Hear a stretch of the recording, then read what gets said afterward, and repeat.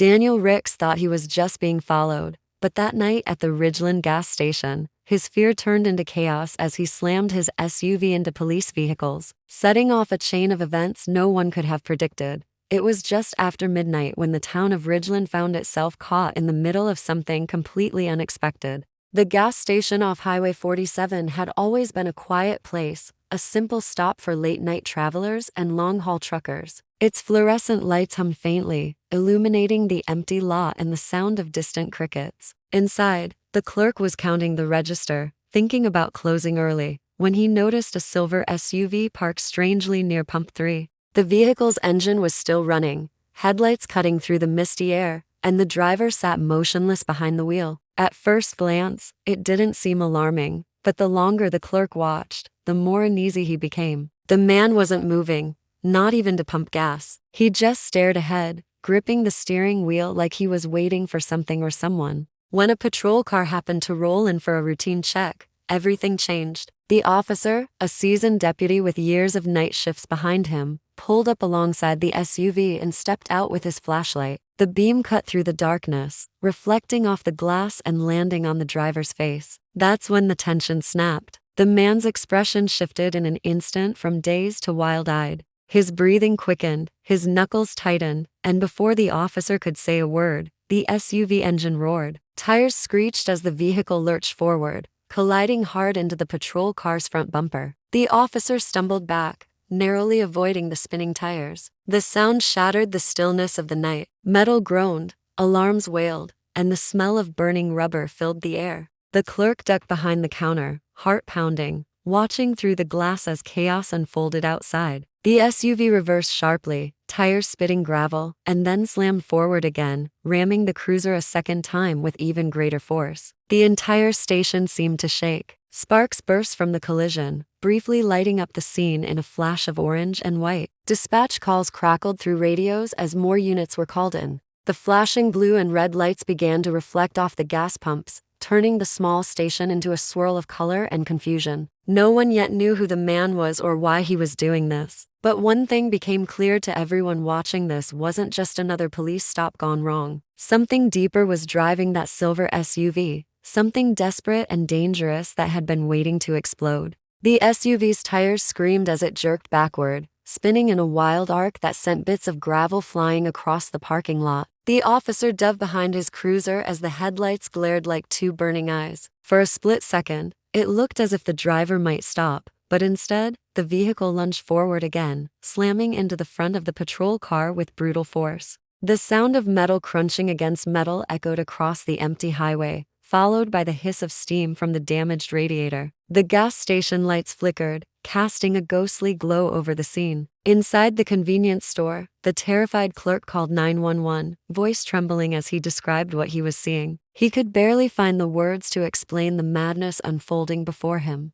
Outside, the suspect kept ramming the car, over and over, as though trying to break through some invisible wall. The airbags in the cruiser had deployed, the hood crumpled like paper, but the SUV's engine kept growling, relentless and furious. It was no longer a simple act of aggression, it looked personal, like the man behind the wheel was fighting something only he could see. Within minutes, 2 more police units arrived, their sirens wailing as they tried to corner the suspect. The flashing lights painted the wet pavement red and blue, bouncing off the pumps and the glass storefront. Officers shouted orders, but the driver didn't flinch. He threw the SUV into reverse, clipped a gas pump, and spun sideways before regaining control. One of the officers narrowly avoided being hit as the vehicle barreled toward him, then swerved at the last second. It was clear now that this wasn't an accident or panic, it was deliberate. The scene turned chaotic as the officers scrambled to contain him. They formed a semicircle around the lot,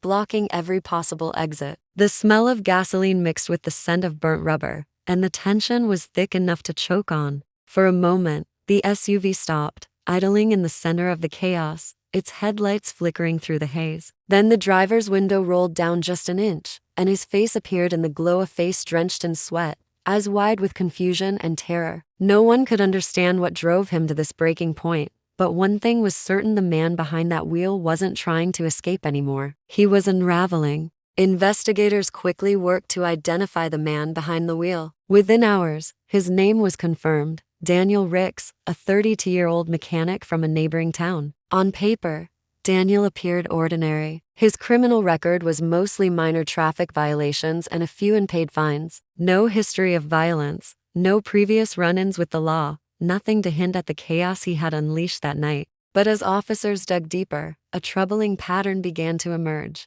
2 weeks before the gas station incident, Daniel had been reported missing by his girlfriend. She explained that he hadn't returned home after work, leaving his phone off and messages unanswered. His employer mentioned that Daniel had been acting strangely in the days leading up to his disappearance, muttering about being followed, locking the shop doors, and checking over his shoulder repeatedly. Friends described him as unusually anxious, tense, and withdrawn, unlike the calm, collected man they knew. Something had unsettled him deeply, and no one could pinpoint exactly what. As police examined the gas station security footage, it revealed more than just the SUV idling under the bright lights. Daniel had been sitting there for nearly 40 minutes before the first officer arrived. During that time, he had done nothing visible except stare ahead and occasionally fidget with the steering wheel. There were moments when he seemed lost in thought, murmuring to himself, and other moments when his body tensed as if responding to an unseen threat. It was a haunting display of someone teetering on the edge, caught between fear and determination.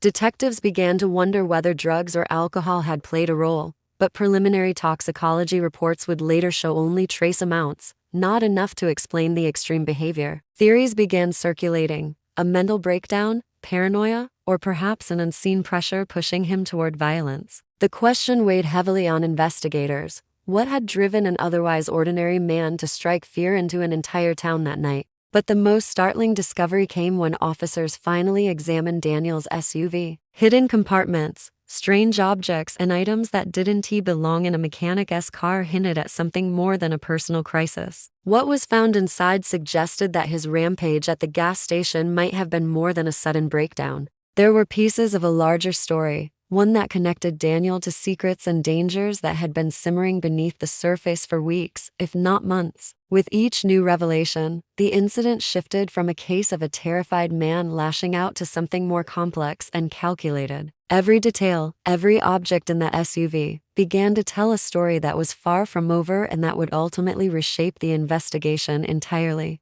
Once the SUV was finally stopped with the carefully placed spike strips, the officers moved in cautiously. Daniel was pulled from the vehicle, screaming incoherently, his body trembling as paramedics worked to restrain him for his own safety and the safety of everyone around. His eyes darted wildly, scanning every movement as if threats lurked behind each flashing police light. As he was secured, the investigators began their search of the vehicle, an effort that would reveal shocking details hidden beneath the surface of what had appeared to be a simple act of desperation. The first thing they noticed was the trunk, which held an assortment of items that didn't fit the story of a panicked man fleeing the scene. A toolbox, seemingly ordinary at first glance, contained not just wrenches and screwdrivers, but several license plates from different states, carefully stacked and labeled. A fake ID, printed with a name that was neither his nor anyone he was known to associate with, was tucked under the driver's seat, along with a loaded handgun taped beneath the floor mat.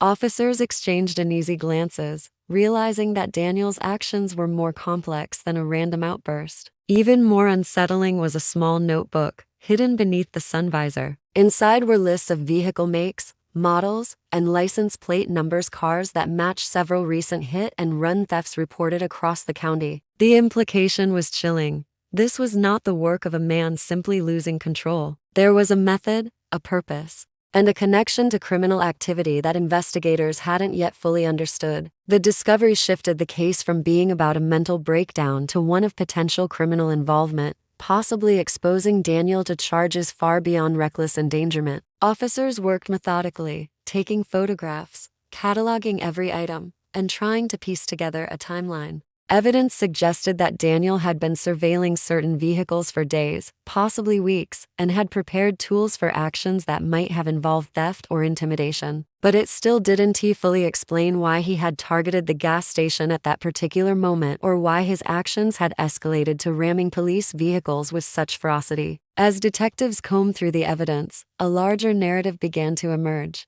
The man who had caused chaos at a quiet gas station had unwittingly placed himself in the center of an investigation that connected multiple crimes. The frantic ramming, once seen as erratic and violent, now appeared to be the desperate actions of a man cornered, trying to protect himself while trapped in circumstances far beyond his control. The SUV, once just a vehicle, became a silent witness to a story that was still unfolding. And investigators realized that the final chapter might contain revelations far more shocking than anyone could have anticipated. Forensic investigators dug deeper into the evidence collected from Daniel's SUV, and the pieces of the puzzle began to fall into place. The fake IDs, license plates, and the lists of targeted vehicles pointed to a larger criminal operation that had been operating quietly across the county. What stunned the police was that Daniel's name appeared in official paperwork not as a suspect, but as someone trying to expose the operation. He had worked at a local auto shop that had been secretly doubling as a chop shop for stolen vehicles, and it became clear that he had been collecting evidence to hand over to law enforcement. Somehow, though, the knowledge had reached the wrong people. 2 days before the gas station incident, Daniel had contacted authorities, detailing the illegal activities he had discovered. He hoped to remain anonymous, but leaks in the criminal network likely revealed his involvement. The night of the SUV rampage, investigators now believed he had been followed and confronted by members of the operation. The panic that led to him ramming police vehicles was likely fueled by fear that he was trapped, cornered, and in imminent danger. The chaos at the gas station, once thought to be sheer aggression, was now understood as a desperate bid to escape from an invisible threat that only he could see. Daniel's breakdown inadvertently brought attention to a criminal network that had been operating under the radar for months. Police traced the stolen vehicles back to the chop shop, using the evidence in his SUV as a roadmap to dismantle the operation. The authorities began to piece together how stolen cars had been transported, altered, and sold across state lines, with the auto shop as the hub. Without Daniel's frantic actions at the gas station, the network might have continued unnoticed for months or even years. After the incident, Daniel was placed in a psychiatric facility for treatment. Interviews with mental health professionals confirmed that his actions were influenced by extreme stress, paranoia, and fear for his safety. Yet, in an ironic twist, his breakdown had saved law enforcement months of investigative work. He had unintentionally exposed a web of crime that extended far beyond Ridgeland, proving that even moments of chaos can reveal hidden truths. In the end, what began as a terrifying night of violence and confusion became the turning point in a complex investigation. Daniel's actions, both frantic and erratic, had uncovered a criminal network that threatened the community. The gas station, once a scene of fear and destruction, became the starting point of justice. The story of that night of a man pushed to the edge and the secrets revealed in his wake left a lasting mark on the town and a lesson in how desperation and courage can sometimes intersect in the most unexpected ways.